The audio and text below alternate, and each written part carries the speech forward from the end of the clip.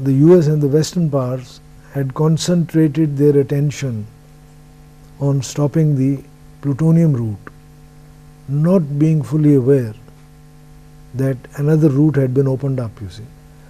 And by the time they became aware, I remember one of the analysts, I happened to be in Washington, and we were having lunch, one of the analysts who deals with these programs on the US side, and I asked him that why is it that you are specifically focusing on Pakistan stopping to go into the nuclear side, and the same attention is not given to the Indian side.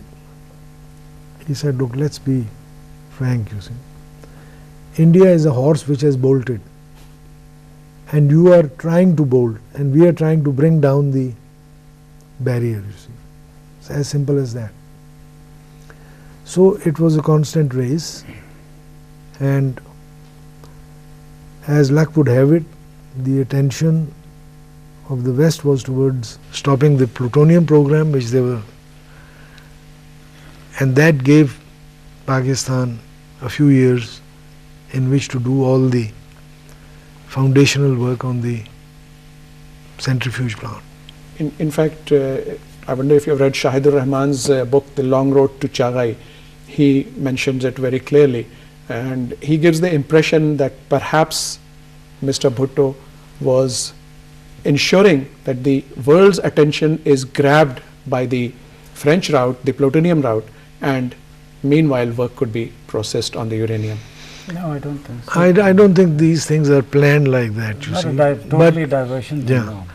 it wasn't that way, but it's very clear that not everybody would have had the courage and the commitment to and provide the resources for work on two fronts.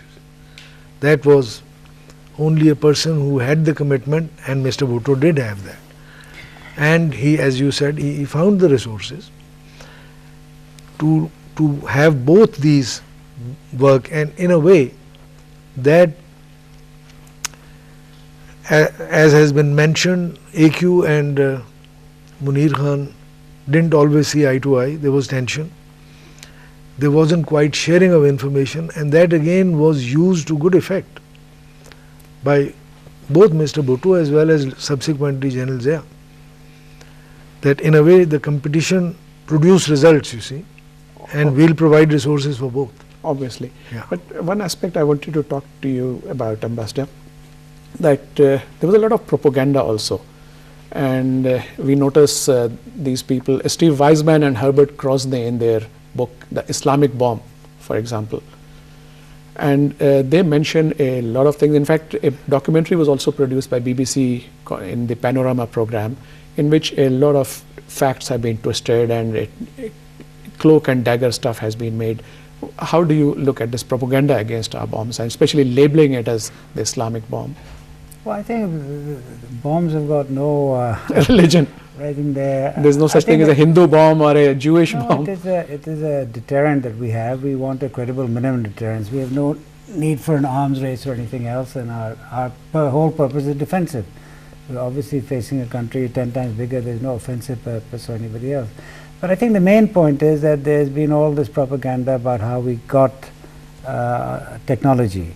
And I think this is doing us a great disfavor, because there's been a natural diffusion of technology. The Americans had it, it leaked to the Russians, it went to the British, French, Israeli. The Israelis were given a complete nuclear power plant and reprocessing by France, a state-to-state transfer. Yeah.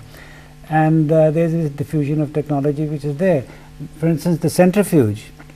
The thing to remember about centrifuge is that the Americans picked up Nazi scientists who'd set up the centrifuge program in Russia called Zippy. They gave him a contract. He produced a small study of 100 pages which sold for $27 when I was there in '72 in Washington, which is shows you exactly the configurations of the cascades, how to make a centrifuge, etc. The reason, it was in 1960, they published it. The reason why people didn't follow it was because people were getting through gaseous diffusion enriched uranium at a very cheap cost. When the cost started going up in 73, the Europeans decided to have a centrifuge plant, the Almelo one. And later on, Zippy sued them and got $1.5 million because they totally took his centrifuge. The German centrifuge was there. So anybody now who picks up Zippy's can get 95% of the technology from that. I think that, so there's a natural diffusion of technology which takes place. And I think it is recognized today that diffusion of technology cannot be stopped. Yeah. It can be slowed down, but it can never be stopped. That is what has been happening for centuries and for millennia, in fact. The Greek fire, gunpowder, Right. cannons, things have been moving. Now here, it is rightly said, I think, that the biggest secret of the atomic era, of the atom bomb, was that it can be made, that it works. Americans had a program, and when the first test was conducted at Alamogordo in New Mexico, I don't know, 45, 44, Potsdam conference was going on. Roosevelt, President Roosevelt, Churchill and Stalin were in a meeting. And when an aide approached President Roosevelt and whispered in his ear that the test has been successful, or whatever the code words were, and Roosevelt then shared that information with Stalin, that super bomb on which we had been working has been successful. And they say that Stalin's reaction was expressionless. He did not react to it. But as soon as the meeting was over, the news is that he called up his specialists and told them full speed ahead.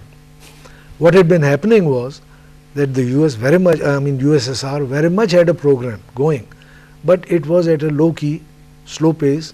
They could not afford to commit the resources that were required on a venture which they were never sure. They needed conventional weapons to push back Germany, you see. But once Stalin knew that the bomb is possible, that Americans have succeeded, now he knew that Russia had to have it. It's as simple as that. And you well know that the Soviets got it, and that was beyond the expectations of the West. They never thought that the Soviets will have their test so soon. And so, drawing a parallel, Mr. Bhutto said we must have it, Yeah. and voila, we did have it. And plus, I think the West thought that the centrifuge technology is beyond our capability. Yep. Frankly, that was another thing, because it was the cutting edge of their capability. Only the competition and cooperation between England, Germany and Holland put together their centrifuge plant. But we noticed that the French did help us in some projects, like the new labs at Pinchtech. I believe they were provided by Saint-Gobain Techniques Nouvelle, and they have helped us out, and now I think again work is starting on that. I think that the uranium, the plutonium reprocessing plant, although it was stopped, but a lot of information, a lot of drawings and technology had already been received. So in that sense, yes. It was small scale. Very small scale. And with Belgian nuclear, Saint-Gobain, etc. Yes. Right. Now, let's come to this aspect, sir, that Henry Kissinger's threat to Zulfiqar Ali Bhutto, when he said that you've got to stop it, otherwise we are going to make a horrible example of you. And he mentions it in his book, If I'm Assassinated. You must be privy to that, sir. I think he meant it. And they actually carried it out? This I wouldn't know, but they meant it. We know this, that they tried to stop by every possible means, and I think this was made very clear to our leadership. As a diplomat, about what would you say, sir? Well, I think the fact of the matter is that the Western countries have always felt very uncomfortable with a Muslim country going nuclear. It has been a constant thing, and it's a constant mistrust or perception that remains until now. And that is why, for instance, with India, while the horse may have bolted, we both bolted now.